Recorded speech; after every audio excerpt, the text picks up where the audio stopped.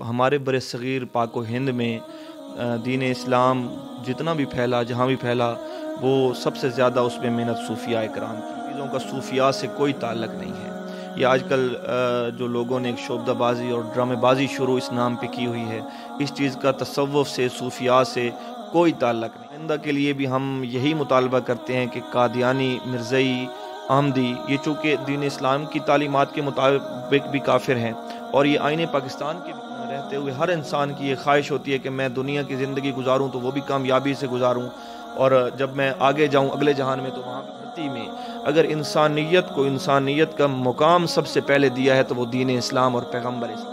بسم اللہ الرحمن الرحیم۔ السلام علیکم۔ تھال آن لائن نیوز کے ساتھ میں ہوں جوید مارم گلو، اور آپ دیکھ رہے ہیں تھال آن لائن نیوز۔ ناظرین، آج ہم موجود ہیں زینت دربار عالیہ مرشد آباد شریف سے محترم مسرور الحسن صاحب کے پاس۔ ان سے آج جاننے کی کوشش کریں گے کہ علماء کرام اور صوفیاء کرام نے جو ہماری قوم کو، پاکستان کو اور پوری دنیا میں اسلام کا جو پرچار کیا ہے، اسلام کا جھنڈا لہرایا ہے، اس حوالے سے ان کے کردار پر بھی وہ روشنی ڈالیں گے، اور مزید بھی ان سے جو ہے اصلاح معاشرہ کے حوالے سے بات کریں گے۔ تو آئیے آپ کی ملاقات کرواتے ہیں۔ السلام علیکم پیر صاحب۔ وعلیکم السلام۔ آپ کا بہت بہت شکریہ، آپ نے اپنا قیمتی وقت تھال نیوز کو دیا۔ سب سے پہلے میں یہ بتائیے کہ آپ کے بزرگان نے بھی دین کی کافی خدمت کی ہے، تو تھوڑا سا تصوف پہ جو ہے تھوڑی روشنی ڈالیں۔ سب سے پہلے تو میں آپ کے لیے دعا گو ہوں کہ اللہ رب العزت آپ کے اس چینل کو مزید برکتیں عطا فرمائے۔ آپ بڑا اچھا کام کر رہے ہیں۔ صوفیاء کے حوالے سے آپ نے جو پوچھا، تصوف حقیقت میں تصوف کا جو معنی اور مراد ہے وہ یہ ہے کہ اپنا تزکیہ نفس، یعنی اپنے اندر کی ساری قدورتوں کو دور کرنا، زائل اخلاق کو دور کرنا، اچھے اخلاق اپنے اندر پیدا کرنا، اور ہر برائی سے دور ہونا، ہر برائی کو اپنے اندر سے دور نکالنا۔ یہ تصوف کا بنیادی جو مقصد اور مراد ہے وہ یہ ہے۔ صوفیاء کرام کے حوالے سے جس طرح آپ نے پوچھا، ہمارے بر صغیر پاک و ہند میں دین اسلام جتنا بھی پھیلا، جہاں بھی پھیلا، وہ سب سے زیادہ اس میں محنت صوفیاء کرام کی ہے، کیونکہ آپ دیکھیے یہاں اس علاقہ میں کوئی نبی نہیں آئے، لیکن صوفیاء کرام نے یہاں دین اسلام کی تعلیمات کو پھیلایا، دین اسلام لوگوں کے دلوں میں دین اسلام کو راسخ کیا۔ تو یہ صوفیاء کا یقیناً اس میں بہت بڑا کردار ہے۔ آپ جہاں بھی پاک و ہند میں دیکھیں گے وہاں اسلام پھیلا ہے تو وہ صوفیاء کی تعلیم اور ان کی تربیت کی وجہ سے پھیلا ہے۔ اچھا، یہ بتائیے گا، موجودہ دور میں ہے فرقہ واریت جو چل رہی ہے، جو اسلام کے نام پر کچھ ایسے کام ہو رہے ہیں کہ وہ اکثر ہمارے لیے باعث شرم بنتے ہیں، تو اس میں آج کے دور میں صوفیاء کا کیا کردار ہونا چاہیے کہ ایسے کاموں کی جو حوصلہ شکنی ایسے عناصر کی جا سکے؟ صوفیاء کرام کا کیا کردار ہونا چاہیے؟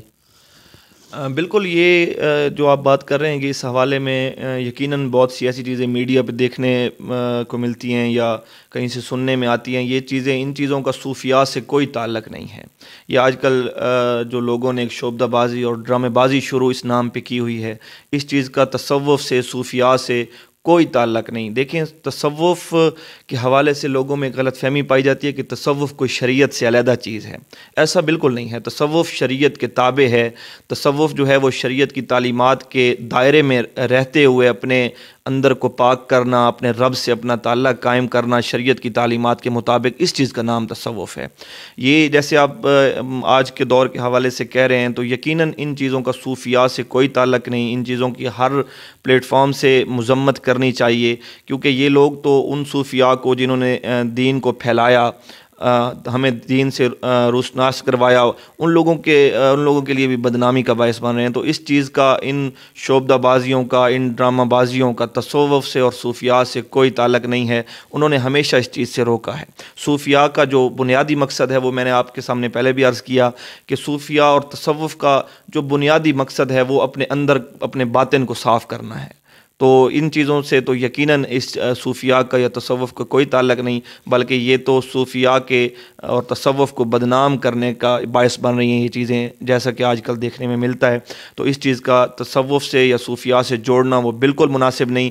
یہ شعبدہ بازیاں ہیں، ڈرامہ بازیاں ہیں۔ یہ تو اندر کا صاف کرنا کیا، یہ تو اندر کی میل ہے جو آتی ہے، اور تصوف اور صوفیاء کا پہلا کام ہی اپنے باطن کو صاف کرنا ہوتا ہے۔ آپ نے گزشتہ دنوں میں ہم نے آپ کا بھی بیان سوشل میڈیا پہ دیکھا کہ یہاں موضع خان سر میں جو ہے قادیانیوں کو زمین الاٹ کی جا رہی تھی، تو اس حوالے سے آپ حکومت کو اور متعلقہ اداروں کو کیا پیغام دینا چاہیں گے کہ آئندہ مستقبل میں ایسا کوئی کام نہ ہو؟ آپ کیا پیغام دینا چاہیں گے ملک پاکستان کے اداروں کو خاص طور پہ؟ جی، ادھر ہمارے قریب موضع خانسر میں قادیانیوں کو 2 کنال رقبہ دینے کی کسی نے آفر کی، تو بہرحال وہ کام جو تھا وہ اس کی رقبہ کی رجسٹری وہ ہماری انتظامیہ نے روکی۔ یہ ایک یقیناً بہت اچھا اقدام تھا، اور اس کو ہم خراج تحسین بھی انہیں پیش کرتے ہیں، ان کا شکریہ بھی ادا کرتے ہیں، اور آئندہ کے لیے جیسے آپ نے کہا تو آئندہ کے لیے بھی ہم یہی مطالبہ کرتے ہیں کہ قادیانی، مرزئی، احمدی، یہ چونکہ دین اسلام کی تعلیمات کے مطابق بھی کافر ہیں، اور یہ آئین پاکستان کے بھی غدار ہیں، کیونکہ آئین پاکستان میں بڑا واضح الفاظ میں لکھا ہوا ہے کہ قادیانی، مرزئی، لاہوری، ان کے بہت سے گروپ ہیں، جتنے بھی ہیں یہ سارے دین اسلام سے خارج ہیں اور کافر ہیں۔ تو یہ اپنے آپ کو کافر نہیں سمجھتے، یہ جس طرح دین کے غدار ہیں اسی طرح آئین پاکستان کو بھی یہ نہیں مانتے، اس کے بھی غدار ہیں۔ تو اس حوالے سے ہم اپنی انتظامیہ سے بار بار یہی مطالبہ کریں گے اور یہی گزارش کریں گے کہ آئندہ بھی ان کو یہاں ایسی کسی سرگرمی کی اجازت نہ دی جائے، چونکہ ہمارا علاقہ مذہبی حوالے سے انتہائی پرامن علاقہ ہے، یہاں کوئی مذہبی انتشار نہیں، لیکن یہ مرزئی، قادیانی، یہ جہاں بھی آتے ہیں تو وہاں امن باقی نہیں رہتا، کیونکہ یہ ہمارے پیارے آقا تاجدار کائنات خاتم النبیین حضرت محمد مصطفیٰ کریم صلی اللہ علیہ وآلہ وسلم کی ختم نبوت کے منکر ہیں۔ تو جو ہمارے آقا کی ختم نبوت کے منکر ہوں انہیں مسلمان کسی صورت برداشت نہیں کر سکتے۔ تو اس لیے ہم اپنی ضلع کی انتظامیہ سے بھی، اپنے صوبہ پنجاب کی تمام انتظامیہ سے یہ گزارش کریں گے کہ یہاں ہمارے علاقہ میں انہیں کسی ایسی سرگرمی کی اجازت نہ دی جائے۔ دین نے بھی اس چیز سے منع فرمایا، اور ہمارا آئین، پاکستان کا جو آئین ہے وہ بھی اس چیز کی اجازت قطعاً نہیں دیتا۔ ملک کی حالات کے پیش نظر موجودہ نوجوانوں کی جو ایک نسل ہے بے راہ روی کا شکار ہے، اس حوالے سے آپ تھل نیوز کے پلیٹ فارم سے نوجوانوں کو کیا پیغام دینا چاہیں گے؟ اس حوالے سے میں یہ گزارش کرنا چاہوں گا کہ دیکھیے، ہماری دنیا اور آخرت کی کامیابی فقط ہمارے دین کو اپنانے میں ہے۔ اگر ہم دین اسلام کی تعلیمات پہ عمل پیرا ہوں گے تو اسی پہ عمل پیرا ہونے سے ہم دنیا اور آخرت میں کامیاب ہو سکتے ہیں۔ تو میں تمام اپنے بھائیوں سے یہ گزارش کروں گا کہ ہم جتنا دین کے قریب ہوتے جائیں گے اتنا ہم کامیاب ہوتے جائیں گے۔ دیکھیں، آپ اگر غور فرمائیں، دنیا میں رہتے ہوئے ہر انسان کی یہ خواہش ہوتی ہے کہ میں دنیا کی زندگی گزاروں تو وہ بھی کامیابی سے گزاروں، اور جب میں آگے جاؤں اگلے جہان میں تو وہاں بھی مجھے کامیابی ملے۔ تو یہ بات ایک اٹل حقیقت ہے کہ کامیابی فقط دین اسلام کی تعلیمات پہ عمل پیرا ہونے میں ہے۔ اگر ہم دین اسلام کی تعلیمات پہ عمل پیرا ہوں گے تو دنیا میں بھی کامیاب رہیں گے، قبر حشر میں بھی اللہ رب العزت عزتیں عطا فرمائے گا۔ تو میں اپنے تمام نوجوان بھائیوں سے یہ گزارش کروں گا کہ دین اسلام کی تعلیمات کو پڑھیں، اسے سمجھیں اور اس پر عمل پیرا ہوں، کیونکہ ہماری دنیا اور آخرت کی کامیابی فقط اسی صورت میں ہے۔ باقی اس حوالے سے میں اتنا بھی عرض کروں گا کہ دیکھیے، آج کل چند لبرل لوگ وہ یہ کہتے ہیں کہ دین اسلام تو معاذ اللہ کوئی دین حقوق غصب کرنے والا کوئی دین ہے۔ ایسی بات ہرگز نہیں ہے۔